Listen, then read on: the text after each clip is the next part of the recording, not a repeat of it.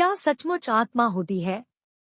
प्रातः काल का समय था। गुरुकुल में हर दिन की भांति गुरुजी अपने शिष्यों को शिक्षा दे रहे थे। आज का विषय था आत्मा। आत्मा के बारे में बताते हुए गुरुजी ने गीता का यह श्लोक बोला, नैनन छिन्दन्ति शस्त्राणि नैनन दहति पावक न चैनन क्लेद्यन्त्यापो न शोषति मारुत। अर्थात आत्मा को न शस्त्र छेद सकते हैं, न अग्नि जला सकती है, न जल उसे गला सकता है और न हवा उसे सुखा सकती है। इस आत्मा का कभी भी विनाश नहीं हो सकता है, यह अविनाशी है। यह सुनकर एक शिष्य को जिज्ञासा हुई। वह बोला, किंतु गुरुवर यह कैसे संभव है? यदि आत्मा का अस्तित्व है, वो अविनाशी है, तो भला वो इस नाशवान शरीर में कैसे वास करती है और वो हमें दिखाई क्यों नहीं देती? क्या सचमुच आत्मा होती है? गुरुजी मुस्कुराए और बोले, पुत्र, आज तुम रसोई घर से एक कटोरा दूध ले लेना और उसे सुरक्षित अपने कमरे में रख देना और कल इसी समय वह कटोरा लेकर यहाँ उपस्थित हो जाना। अगले दिन शिष्य कटोरा लेकर उपस्थित हो गया।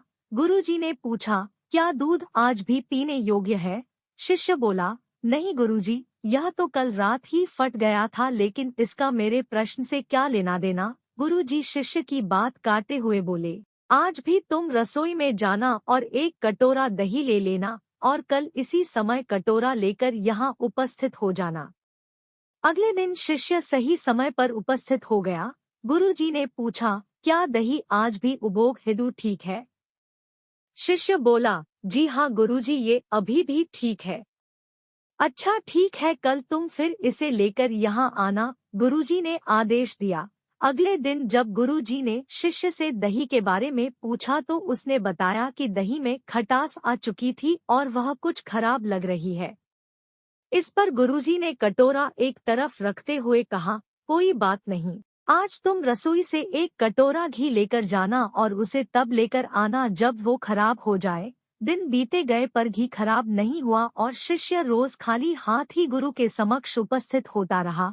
फिर एक दिन शिष्य से रहा नहीं गया और उसने पूछ ही लिए, गुरुवर, मैंने बहुत दिनों पहले आपसे प्रश्न किया था कि यदि आत्मा का अस्तित्व है, वो अविनाशी है, तो भला वो इस नाशवान शरीर में कैसे वास करती है और वह हमें दिखाई क्यों नहीं देती? क्या सचमुच आत्मा होती है? पर उसका उत्तर देने की बजाय आपने मुझे दूध, दही, घी में उलझा दिया। क्या आपके पास इसका कोई उत्तर नहीं है?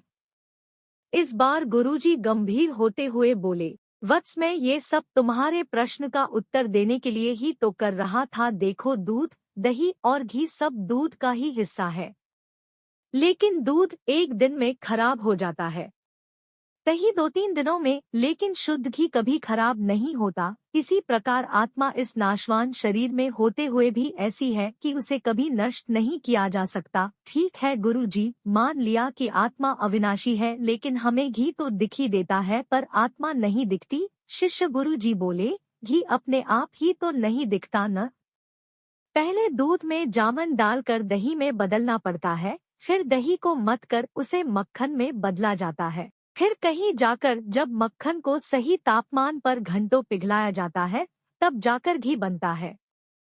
हर इंसान आत्मा का दर्शन यानी आत्मदर्शन कर सकता है, लेकिन उसके लिए पहले इस दूध रूपी शरीर को भजन रूपी जामन से पवित्र बनाना पड़ता है। उसके बाद कर्म की मथनी से इस शरीर को दीन दुखियों की सेवा में मथना होता है और फिर सालों तक साधना व तपस्या की आंच पर इसे तपाना होता है, तब जाकर आत्मदर्शन संभव हो पाता है। शिष्य गुरु जी की बात अच्छी तरह से समझ चुका था। आज उसकी जिज्ञासा शांत हो गई थी। उसने गुरु के चरण स्पर्श किए और आत्मदर्शन के मार्ग पर आगे बढ़ गया।